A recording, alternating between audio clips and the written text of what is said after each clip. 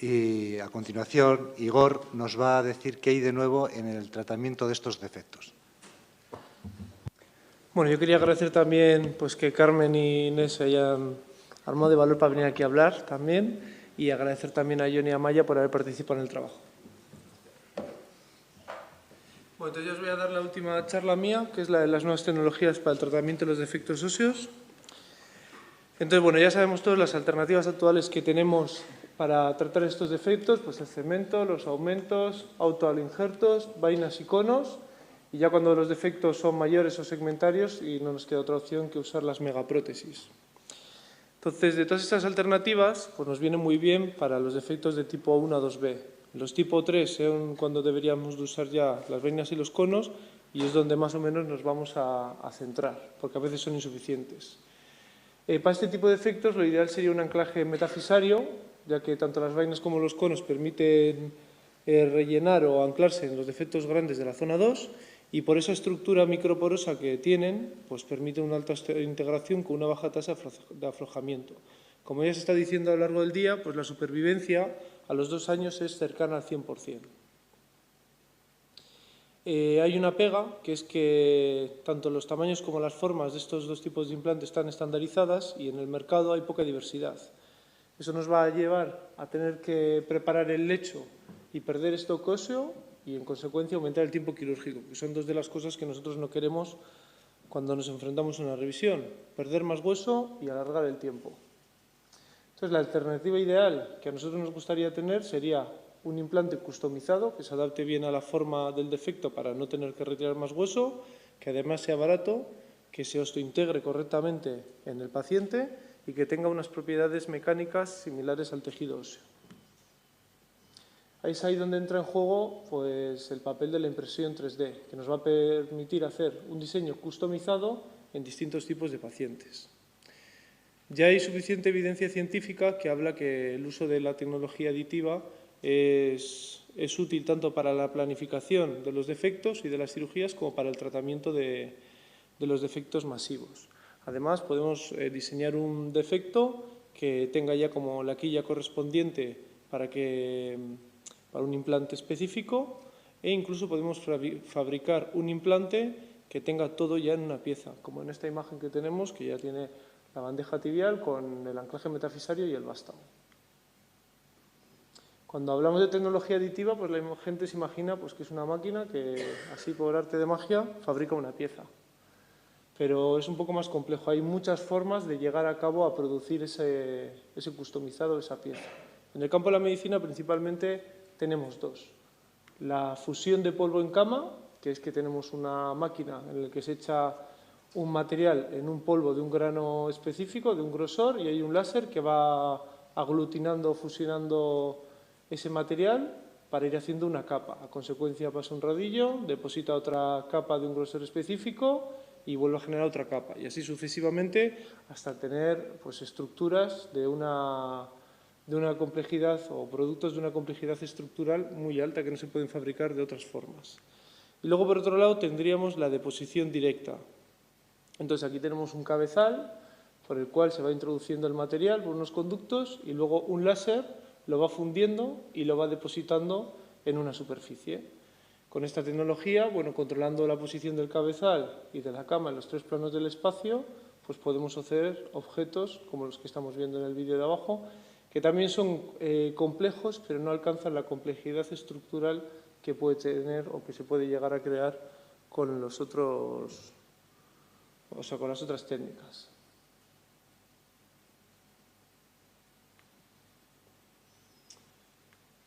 Entonces, gracias a esta tecnología, que ya se usa en medicina para hacer sustitutos óseos segmentarios o huesos completos como una mandíbula, una escápula, una hemipelvis, y en lo que englobaría nuestras opciones, los conos de relleno de tibia y fémur. Incluso se puede llegar a hacer un hueso completo y coger la porción que nosotros queramos. Los materiales con los que se suele trabajar en el campo de la medicina pues son el metal trabecular, principalmente titanio tantalio, porque es una estructura de alta porosidad, por lo que permite una elevada osteointegración y un alto coeficiente de fricción. Los que hemos puesto conos o vainas, ya sabes que una vez lo plantas es difícil sacarlo. Y debido a esa estructura microporosa, pues tiene un módulo de elasticidad más cercano al hueso esponjoso que al propio material. Otro material disponible son las biocerámicas, son más rígidos, por lo que tienen un riesgo de rotura elevado, y se pueden usar como transportadores para incluir péptidos bioactivos y proteínas morfogenéticas. Los tenemos reabsorbibles e irreabsorbibles y habitualmente se usa como una estructura de andamiaje sobre la que incluir pues, un aloinjerto o un autoinjerto o otro tipo de material. Y por último, pues tendríamos las células, ¿no? La bioimpresión o biotintas. Entonces, esto consiste en ir depositando células que pueden ser pluripotenciales o diferenciadas, y esto siempre precisa un tejido andamiaje, puesto que tienen que alcanzar un estado madurativo para ser capaces de funcionar o de soportar carga. Y esto aún está muy verde en desarrollo. Bueno, cuando nosotros hacemos o vamos a usar la tecnología aditiva, tenemos 6 pasos, ¿no? Estaría el caso clínico, hay que adquirir datos para generar una imagen, que luego hay que imprimir el prototipo que nosotros hacemos, pues procesarlo y aplicarlo. El problema que nosotros tenemos es que el defecto lo vamos a valorar previo a la intervención con un escáner. Y ya cuando vamos a ir al quirófano, de esos 6 pasos, ya tenemos hechos 5. Ya vamos a ir al quirófano con el implante en la mano. A veces, cuando nosotros quitamos el implante, pues puede ser como este caso, que lo que vemos en el escáner se adecuaba mucho a la realidad y que en el implante prácticamente no perdemos absolutamente nada de hueso, porque como vamos a ver aquí a continuación, pues sale prácticamente limpio. Pero hay otras veces que cuando retiramos el implante, pues nos podemos llevar un cacho de hueso, o como en este caso, que quitamos el implante y dices, bueno, pues esto se corresponde un poco a lo que parecía en el escáner, te pones a limpiar y al final encuentras ahí un boquete que desgraciadamente, si vas con un implante customizado, pues ya no vale, porque no es que no vaya a ajustar, es que va a quedar grande, o sea, pequeño, perdón, para el defecto. Sí que tenemos 2 posibles soluciones, o bien previo ya al quirófano y teniendo en cuenta que esto puede pasar, podemos sobredimensionar el customizado, o preparamos el lecho óseo con fresas de alta velocidad o con unas raspas ya diseñadas específicamente para ese defecto. Pero lo que nos va a hacer esto es perder más hueso, que es lo que hemos dicho antes, que no queremos hacer. Por tanto, desde mi punto de vista, la valoración del defecto óseo tiene que ser dentro de la propia intervención, ya con los implantes retirados y con el hueso totalmente limpio. Y es ahí cuando debemos decidir qué sistema de anclaje queremos utilizar y bueno, valorar las opciones que tenemos para colocarlas. En cuanto a las opciones que tenemos ahora mismo para valorar el defecto dentro del quirófano, pues actualmente solo existe nuestro ojo, pero podríamos adaptar otras tecnologías ya existentes en el mercado, como podría ser la fotogrametría, que consiste en medir cosas sobre fotos. Si nosotros tenemos una imagen, podemos escalarla, calcular distancias, formas, polígonos, pero ya cuando añadimos una segunda imagen y la superponemos, pues podemos calcular ángulos, profundidad, que es lo que hace el ojo humano con la visión binocular, o si sacamos muchas fotos del mismo objeto desde diferentes puntos de vista, ya hay sistemas informáticos que te generan un renderizado muy fidedigno a la realidad sobre el que poder trabajar.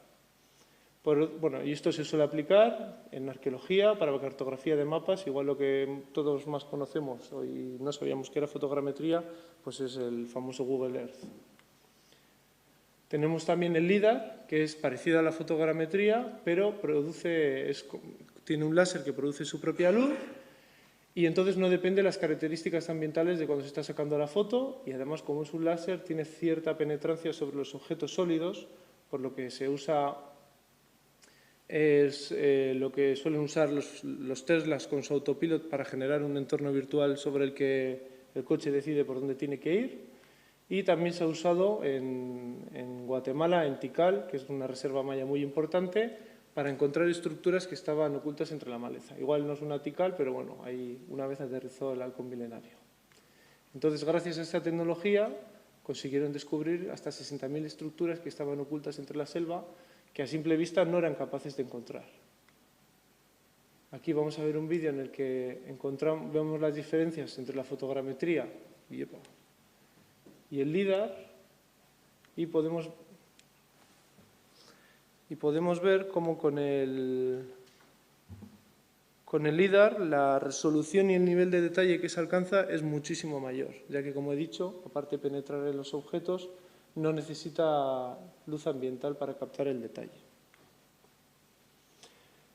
Luego tendríamos los escáneres 3D, que tenemos escáneres 3D domésticos, tenemos algunos un poco más avanzados, y los industriales.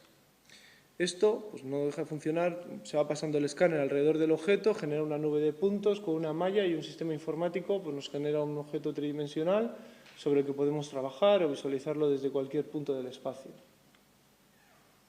Se usa mucho en la industria de la automoción y en la ingeniería inversa para reproducir objetos ya diseñados o para arreglar otros.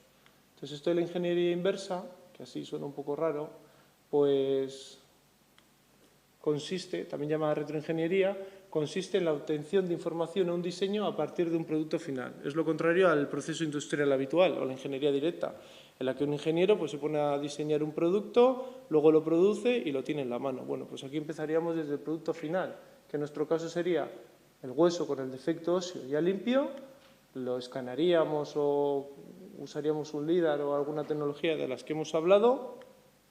Un ingeniero con un sistema informático generaría un renderizado que sería el defecto y de ahí sacamos el negativo, que sería el relleno que nosotros queremos poner, y entonces llegaríamos a fabricar un cono, tanto tibial, bueno, un defecto segmentario del fémur o de la tibia, y entonces aquí sería totalmente al revés. Aquí iríamos al quirófano solo con el paciente y en el propio quirófano haríamos las otras 5 fases restantes del proceso y nos aseguraríamos mejor que este cono o este implante casase dentro del paciente.